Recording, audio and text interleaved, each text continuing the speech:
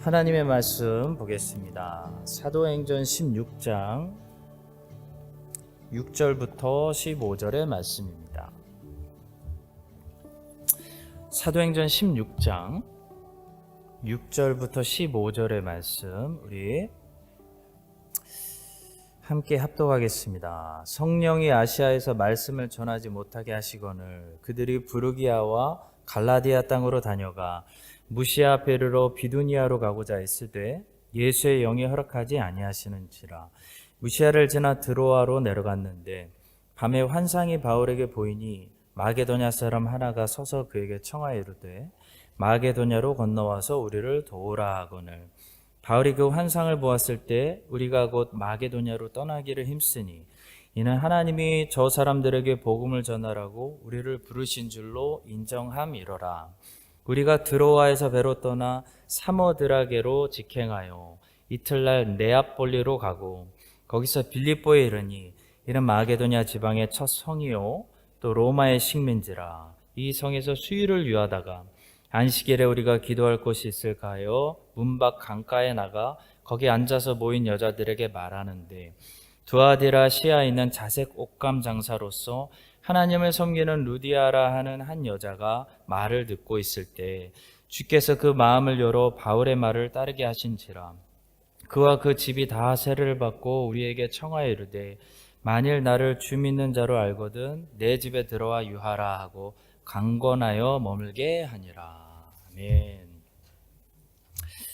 오늘 우리가 살펴보는 사도행전 16장은 바울이 빌립보라는 마게도냐 지역에서 전도한 이야기입니다. 하나님께서는 사도행전 16장에서 세 가지 문을 열고 계시는 것을 보게 되는데요. 첫 번째 문은 빌립보를 향해 열린 문이고, 두 번째 문은 루디아의 마음을 여시는 문이고, 세 번째 문은 바울과 실라가 갇혔던 감옥을 여시는 문이었습니다. 하나님께서는 전혀 생각지도 못한 새로운 문을 여시고 또 사람의 마음에 문을 여시는 분은 오로지 하나님이시고 또 완전히 갇혀있는 감옥 문을 여셔서 우리를 자유롭게 하시는 분도 하나님이십니다.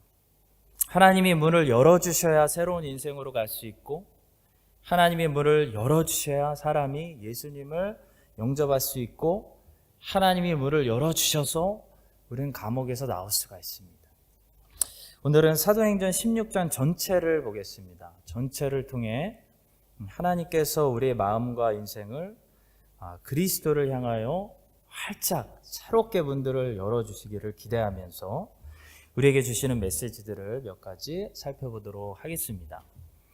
첫 번째로 닫힌 문은 열린 문을 가리킨다 라고 사도행전 16장은 우리에게 말씀하고 있습니다. 닫힌 문을 만나면 우리는 당황스럽습니다. 특히 주의 영광을 위해서 주의 일을 하다가 닫힌 문을 만나면 하나님이 왜 이걸 허락하실까 당황하게 되죠. 본문에서도 바울과 일행들은 예수님이 자꾸 아시아에서 복음을 전하지 못하게 하셨기 때문에 그들이 가는 곳마다 문들을 자꾸 닫으셨기 때문에 당황하고 있는 것을 보게 됩니다. 사도들도 당황했습니다. 6절과 7절의 말씀입니다.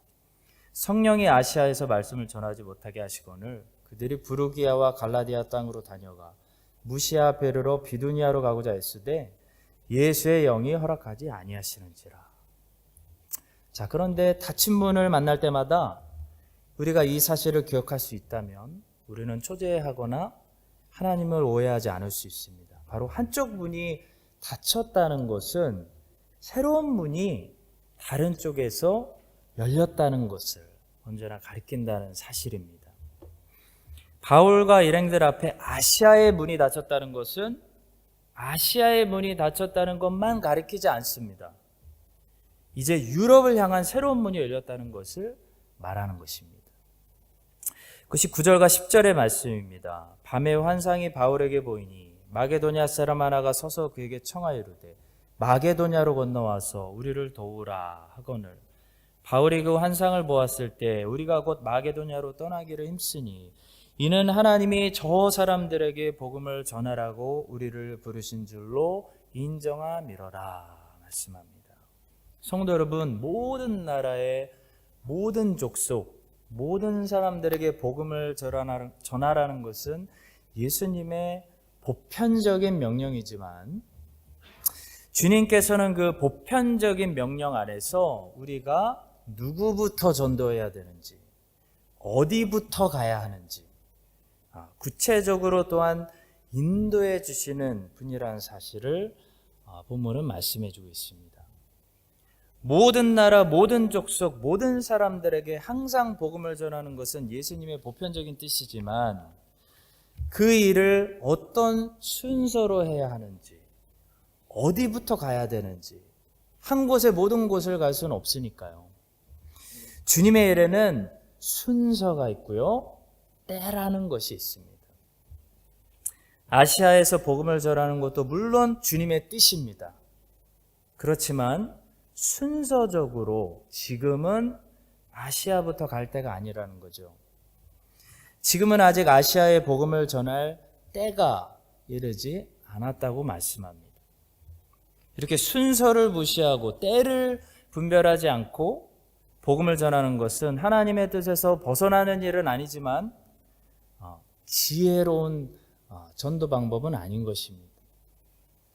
우리는 때를 분별해야 되고요, 성령님께서 구체적으로 우리를 어디부터 집중적으로 복음화시키라고 부르시는지 그 순서를 분별할 줄 아는 지혜로운 전도자들이 되어야 됩니다.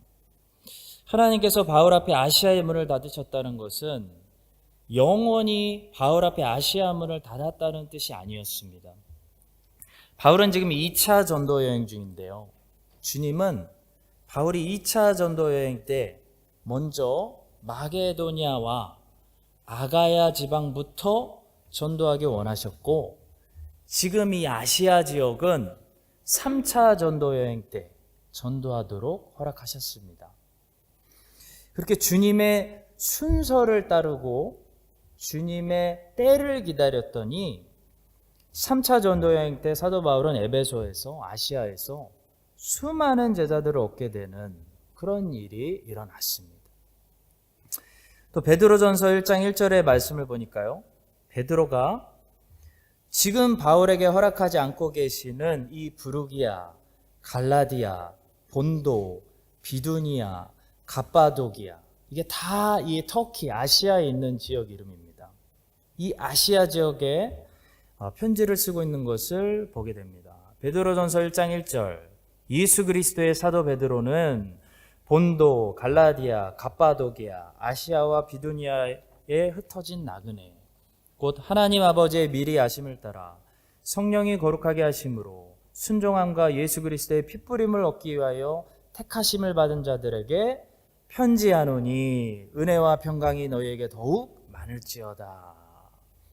자, 성도 여러분, 하나님께서 지금 문을 닫으신다고 영원히 문을 닫으시는 것이 아닙니다.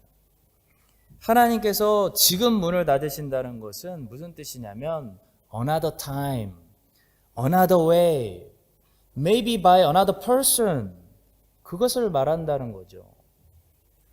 주님께서는 이 지역에 복음 전하는 것을 2차 전도 여행 때 사도 바울 앞에서 막으셨지만 3차 전도 여행 때 바울이 직접 걸어 다니지 않아도 그 지역의 사람들이 바울의 소문을 듣고 알아서 에베소에 있는 이 바울의 두란노 서원으로 다 몰리게 하셨고요.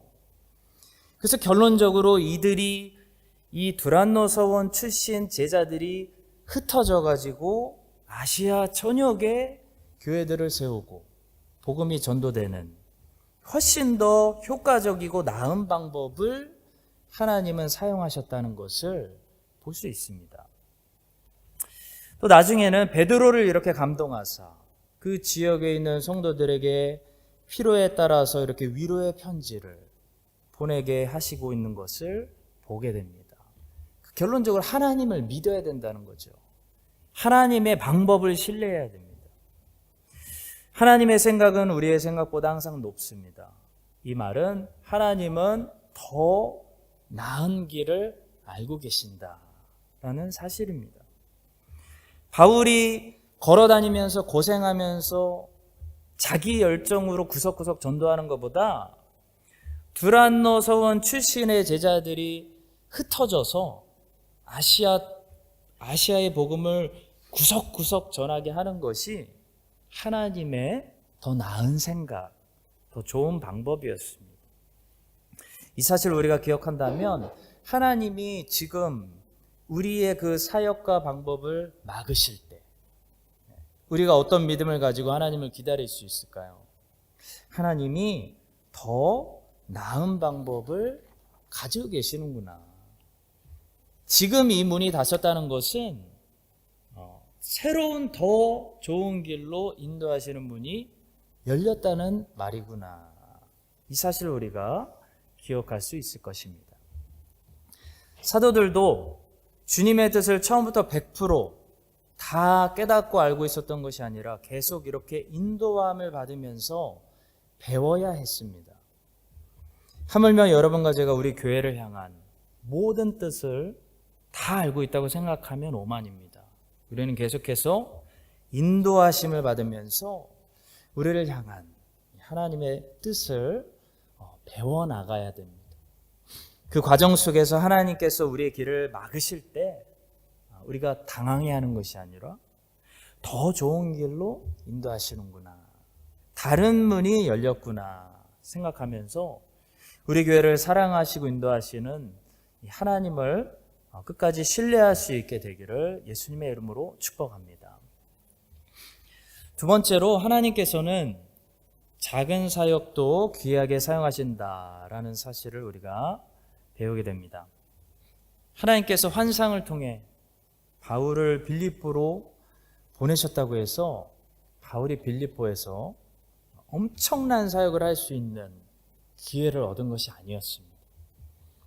빌립보라는 도시는 로마 밖에 있는 가장 로마 같은 도시로 당시 로마 황제에게 충성했던 그런 도시였습니다. 마치 오늘날 크라이스트처치가 영국 밖에 있는 가장 영국스러운 도시인 것과 같은 것입니다. 빌립보라는 도시는 유대인들을 환영하는 도시가 아니었던 것 같습니다.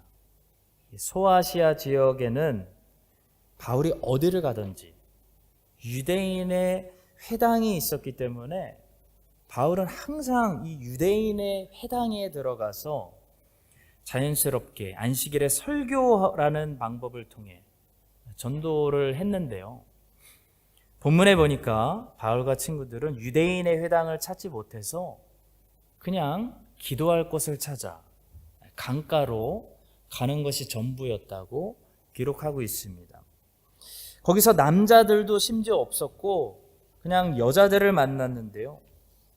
바울이 그들에게 복음을 이야기하고 있었을 때 그 이야기를 듣던 여자들 중에 한 사람인 누디아의 마음을 주께서 열어 복음이 들어가게 하셨다고 말씀하고 있습니다. 13절과 14절입니다. 안식일에 우리가 기도할 곳이 있을까 하여 문 밖 강가에 나가 거기 앉아서 모인 여자들에게 말하는데 두아디라 시에 있는 자색옥감 장사로서 하나님을 섬기는 루디아라는 한 여자가 말을 듣고 있을 때 주께서 그 마음을 열어 바울의 말을 따르게 하신지라. 이 안식일에 사도 바울이 기도할 곳이 있을까 하여 강가에 갔다는 것은 그들이 유대인의 회당을 찾지 못했다라는 말입니다. 다시 말해 안식일에 바울이 설교할 기회가 없었다. 그런 말입니다.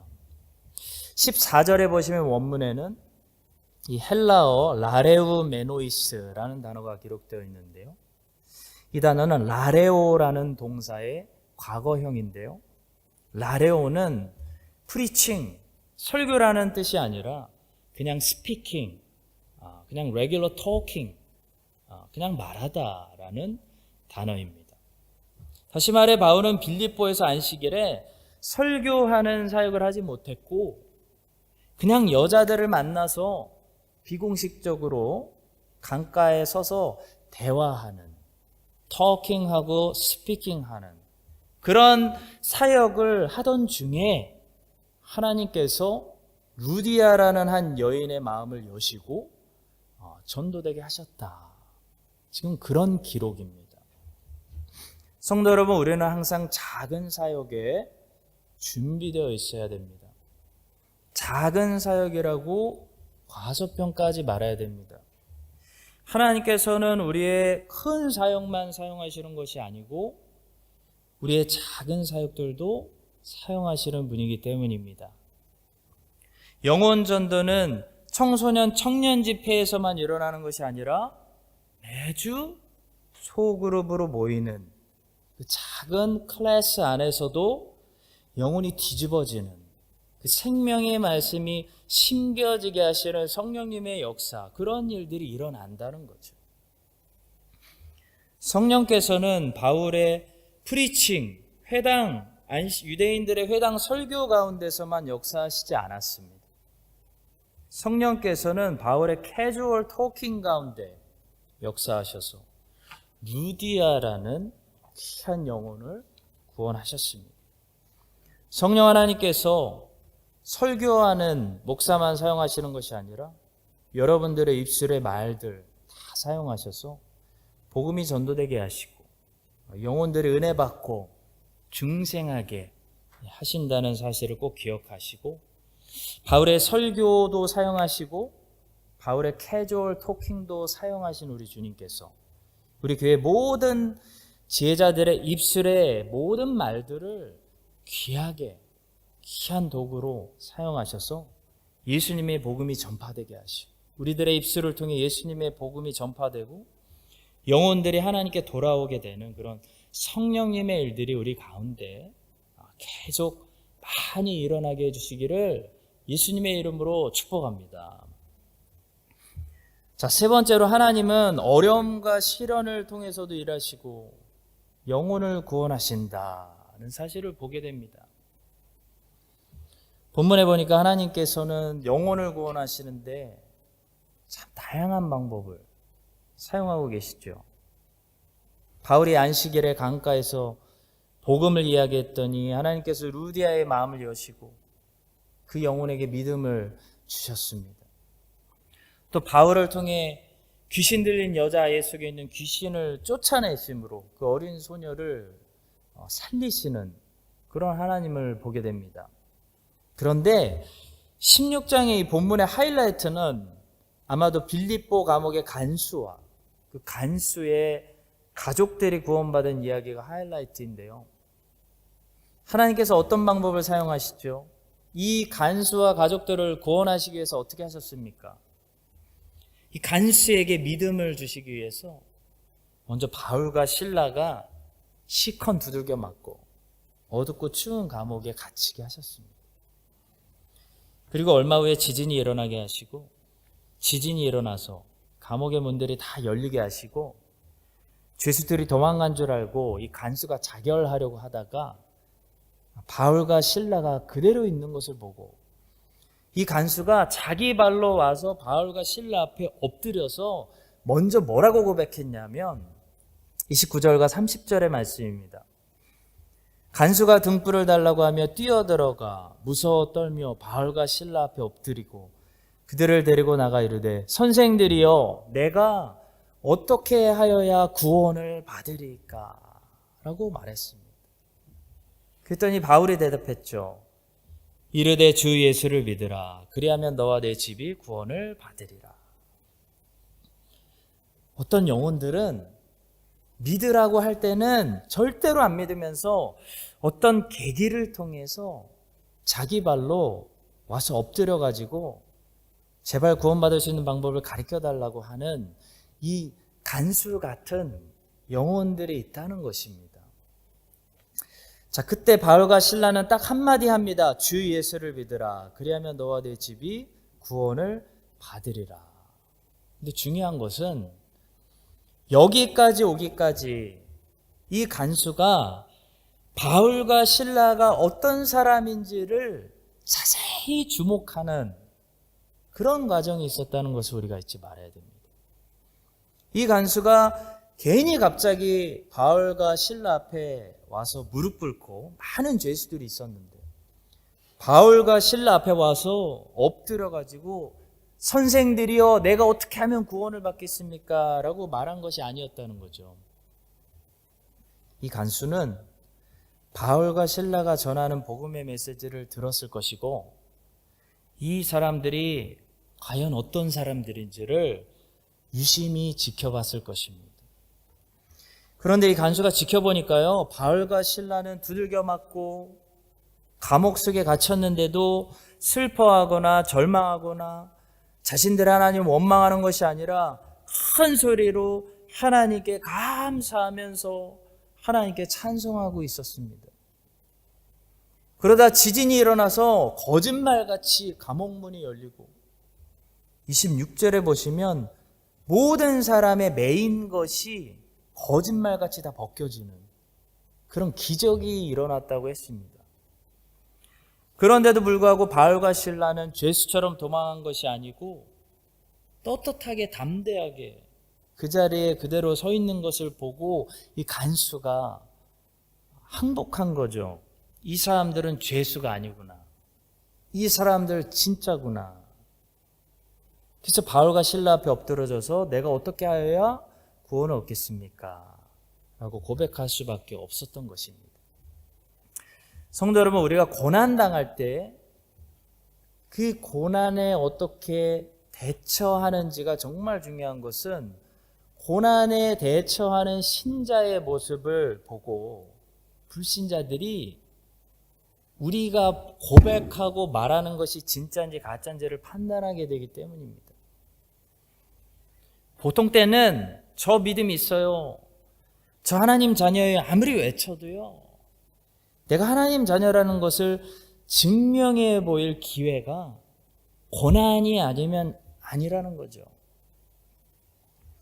고난이 왔을 때, 시련이 닥쳤을 때, 병들고 재산 날리고 비자 끊기고 내 뜻대로 취직 안 되고 대학 진학 못할 때 빌립보라는 감옥에 시컨 두들겨 맞고 갇혔을 때 우리가 어떻게 반응하는지를 보고 세상 사람들이 우리가 고백하는 신앙이 진짜인지 가짜인지를 판단한다는 겁니다.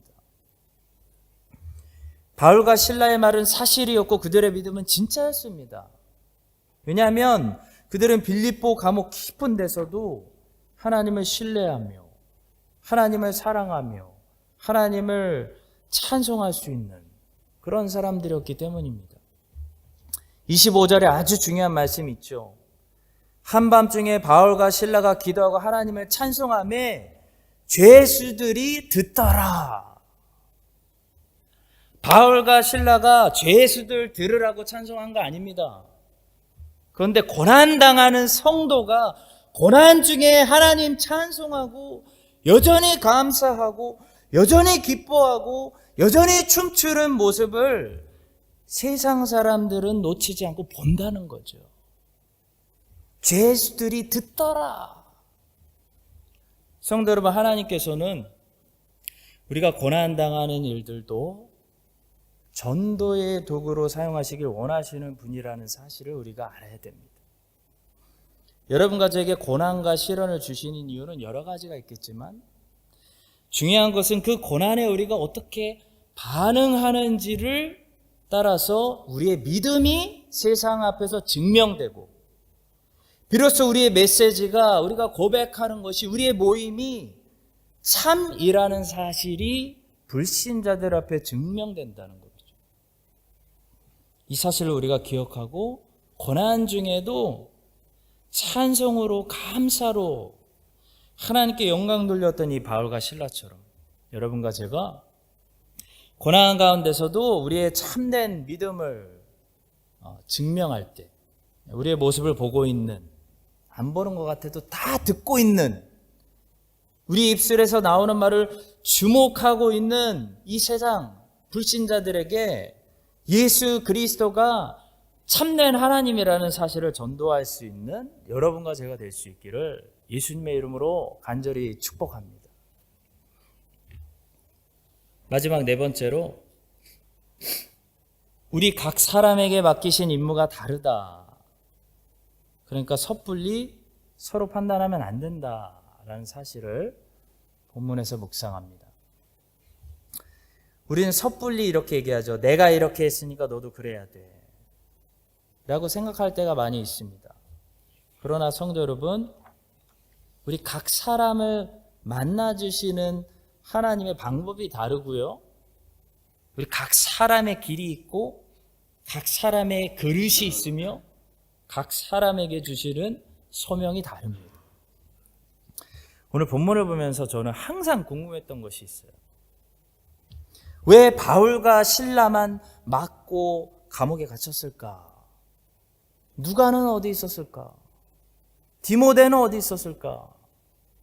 라는 질문입니다.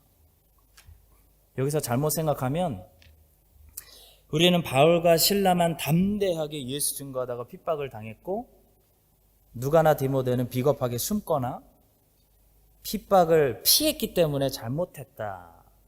그리고 섣불리 판단할 수 있다는 거죠. 그러나 본문은 그렇지 않다는 사실을 우리에게 가르쳐 줍니다.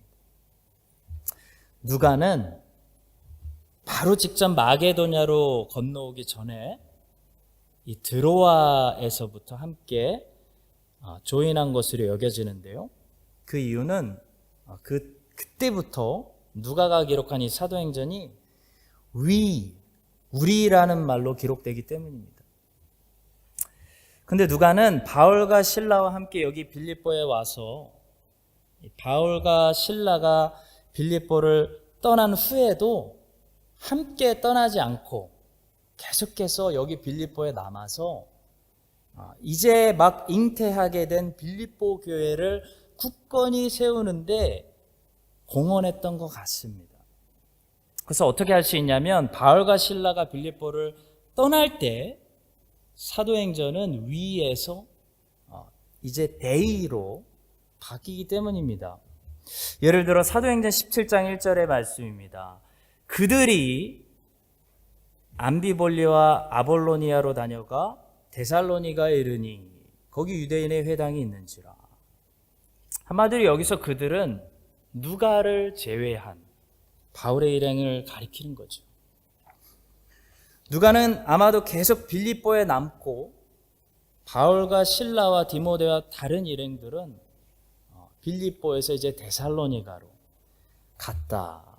이런 말씀이 되겠습니다. 자, 그렇다면 사도행전에 다시 우리라는 말은 다시 등장하는 때는 언제일까요? 바로 사도행전 20장 5절에서 이 우리가 다시 등장합니다. 사도행전 20장 5절입니다. 그들은 먼저 가서 드로아에서 우리를 기다리더라. 자, 오랜만에 다시 우리가 등장하는데요. 여기서 그들은 바울과 어떤 일행들을 가리키는 것이고 우리는 누가와 일행들을 가리키는 것입니다. 다시 정리해보면 누가는 2차 전도여행 때 바울과 빌립보에서 헤어지고 빌립보에 머물렀습니다. 그리고 지금은 3차 전도여행을 마치고 바울이 고린도에서 다시 거꾸로 마게도냐를 거쳐서 예루살렘으로 돌아가고 있는 중입니다.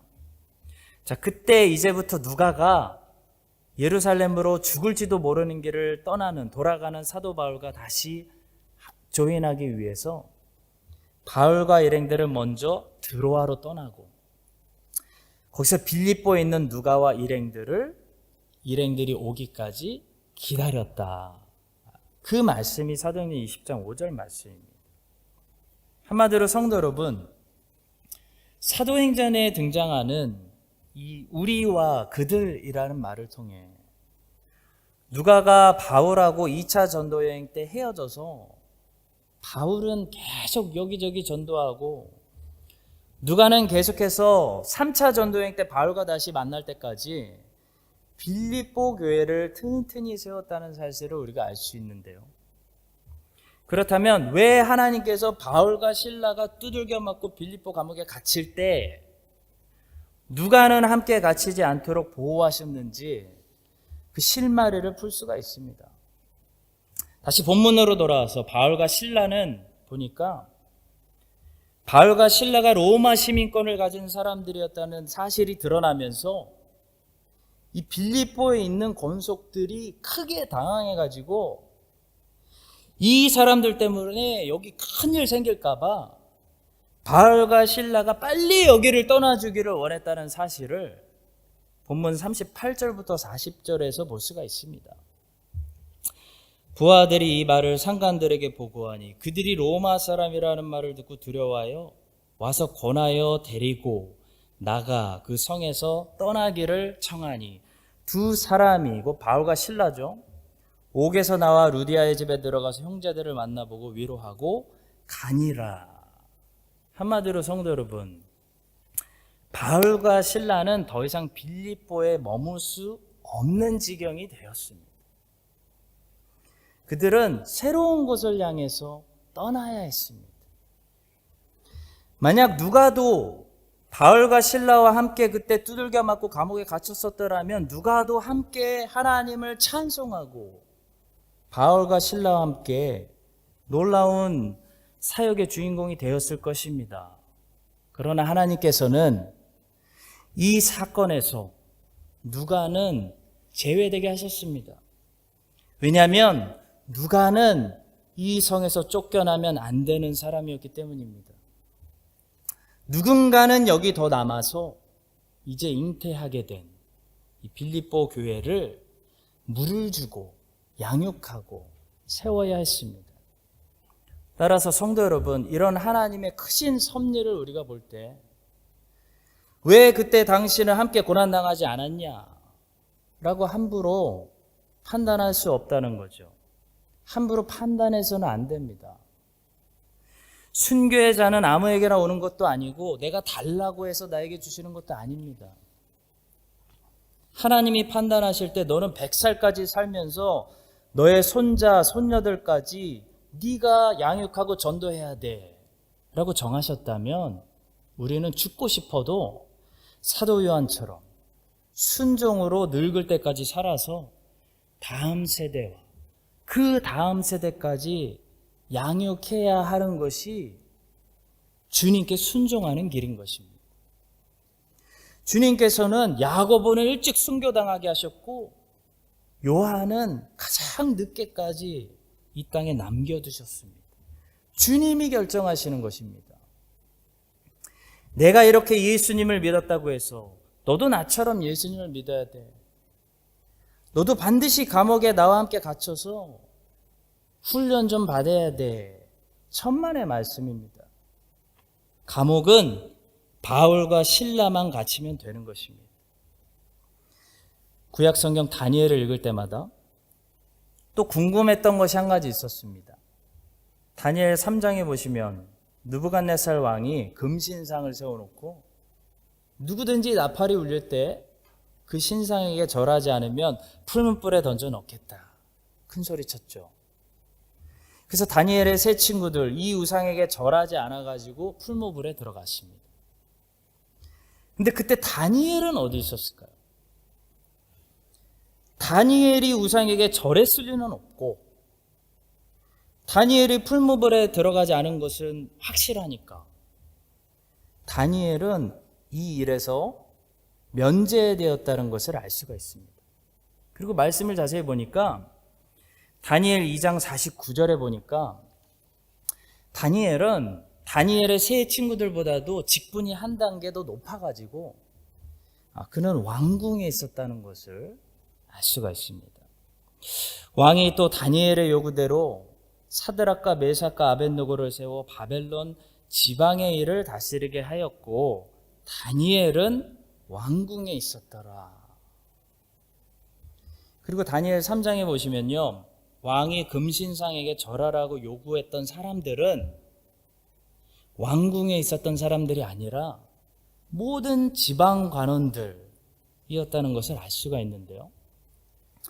다니엘의 세 친구들은 지방 관원들이었던 반면에 다니엘은 그 위에서 모든 지방 관원들을 다스리는 높은 사람이었다는 것을 알 수가 있습니다. 다니엘 2장 48절입니다. 왕이 이에 다니엘을 높여 귀한 선물을 많이 주며 그를 세워 바벨론 온 지방을 다스리게 하며 또 바벨론 모든 지혜자의 어른을 삼았으며, 그리고 다니엘 3장 2절입니다. 느부갓네살 왕이 사람을 보내어 총독과 수령과 행정관과 모사와 재무관과 재판관과 법률사와 각 지방 모든 관원을 느부갓네살 왕이 세운 신상의 낙성식에 참석하게 하매. 사랑하는 성도 여러분, 다니엘의 친구들은 믿음을 지키기 위해 담대하게 풀무불에 들어갔는데요, 다니엘은 편안하게 왕궁에 있어도 되는 겁니까? 이렇게 질문하시는 분들에게 답을 드리자면 네, 됩니다. 왜냐하면 하나님께서는 다니엘에게 다른 특별한 소명을 주셨기 때문입니다. 다니엘은 왕궁에 그가 있어야 하는 가나안 땅이었습니다. 다니엘은 느부갓네살 왕 바로 옆에 있으면서 꿈을 해석해야 되는 소명을 가지고 있었습니다. 다니엘의 친구들은 담대한 믿음으로 우상 숭배를 거절하고 풀무불에 들어가서 예수님을 만나야 하는 다른 소명을 받았던 사람들이었습니다. 우리 각 사람에게 주신 소명이 다르고 우리 각 사람을 부르신 가나안 땅이 절대적인 것이 아니라 다르다는 거죠. 저에게 호주라는 나라는 제가 순종으로 떠나야 하는 애굽 땅이었습니다. 근데 이번에 강사로 오신 우리 폴남 목사님과 이야기해 보니까 재밌는 것은 호주 땅이 저분에게는 순종으로 싫어도 가셔야 되는 가나안 땅이었습니다.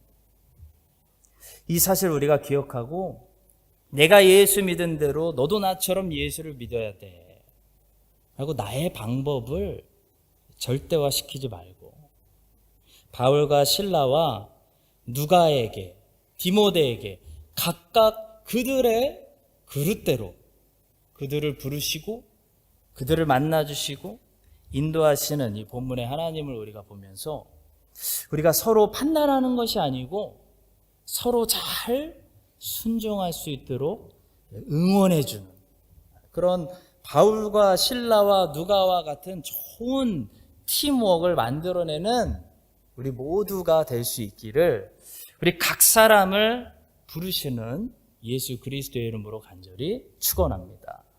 우리 함께 기도하겠습니다. 두 가지만 함께 기도하고 각자 기도하고 돌아가겠습니다. 첫 번째로 어려움 시련 당할 때 어떻게 하는지 세상이 우리를 지켜보고 있다라는 사실입니다. 어려움, 시련, 고난 가운데 우리의 모습이 우리의 믿음을 세상에 전도할 수 있는 귀한 기회입니다. 바울과 실라가 두들겨 맞고 감옥에 갇혔을 때 그들이 어떻게 하는지 그들의 찬송 소리를 거기 있는 죄수들과 간수들이 다 보고 있었습니다. 다 듣고 있었습니다. 그래서 나중에 간수가 결국 꺾어져서 엎드려져서 내가 어떻게 하여야 구원을 얻겠습니까? 라고 한 거죠.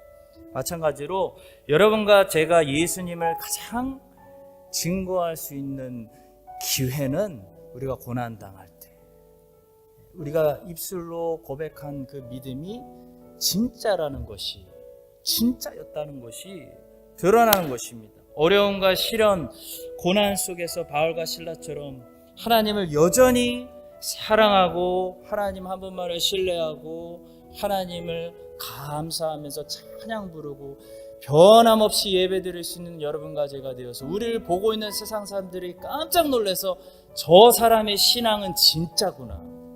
나는 모르겠지만 저 사람은 진짜 신앙인이구나 라고 간수처럼 고백하게 되는 그런 역사들이 우리를 통해서 일어날 수 있도록 고난과 시련 가운데 찬송 주시고 감사 주시고 믿음 주시옵소서. 우리 함께 기도하도록 하겠습니다. 한 번 더 우리 함께 기도하겠습니다. 우리 각 사람을 만나 주시는 길이 다 다르고요. 우리 각자에게 주신 소명이 있습니다. 예수님께서 아나니아에게 그런 말씀하셨어요. 사도 바울의 소명에 대해서 바울은 많이 고난당할 거다 그 말씀하셨습니다. 그러니까 바울의 소명은 예수님을 위해서 시컨 두들겨 맞고 채찍 맞고 하는 게 바울의 소명이었습니다. 반면에 누가는 두들겨 맞지 않았습니다. 누가는 누가복음을 기록하고 사도행전을 기록해야 되는 것이 누가의 소명입니다. 나는 이렇게 신앙생활 했으니까 너도 이렇게 신앙생활 해야 돼. 너는 왜 감옥에 안 와? 강요하지 마십시오. 우리 부모 세대들, 자녀 세대들에게 강요하지 마십시오. 다 하나님이 만나주시는 길이 다르고 방법이 다릅니다. 나의 방법을 절대화하지 않고 누가와 디모데는 누가의 길이 있고 디모데의 길이 있었던 것처럼 우리 사랑하는 자녀들, 우리 청년들 다 하나님이 만나주시는 길이 다 다릅니다. 우리가 서로가 응원하고 혹시 바울처럼 두들겨 맞는 그런 길을 간다면 감사하시고 영광으로 우리가 알고 나의 길을 잘 순종하고 갈 수 있도록 우리 함께 서로 응원하는 그런 팀 공동체, 팀 사역을 할 수 있도록 마지막으로 함께 기도하고 각자 기도하고 돌아가시겠습니다. 함께 기도하겠습니다.